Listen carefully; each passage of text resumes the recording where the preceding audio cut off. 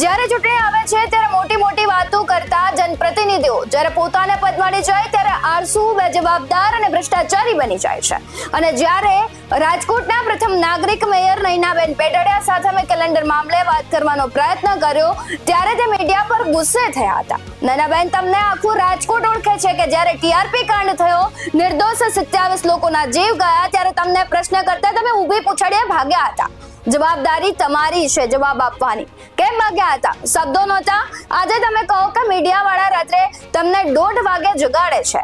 તમે પ્રજાના જનપ્રતિનિધિ છો, તમને સરકાર પૈસા આપે છે ને વાત મીડિયાની રહી તો દરેક વખતે કોઈ પણ ઘટના હોય મીડિયા વાળા અડધી રાત્રે પહોંચી સત્ય બતાવે છે. લોકવાચા બને છે ને તમે શું કરો છો? ઊભી પૂછડીએ ભાગો છો. તમારે મીડિયા ઉપર કેસ કરવો છે ને?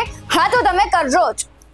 આજે બપોરે જ્યારે 4:15 વાગે રાજકોટના પ્રથમ નાગરિક કહેવાતા નયનાબેન પેટડિયા સાથે વાત કરી ત્યારે તેમણે વાત કરવાનો ઇનકાર કરતા તેમણે બહાનું આપ્યું કે ઉધરસ થઈ છે, હું જવાબ નહીં આપી શકું તેવું કહ્યું. અને આ જવાબ કેટલો વ્યાજબી છે તમે જ કહો. મને લાગે છે કે નયનાબેન, તમને સિરપની જરૂર છે અને રાજકોટ વાસીઓ મેયરને સિરપ આપો એટલે તે જવાબ આપી શકે અને મીડિયાના પ્રશ્નોથી ભાગે નહીં.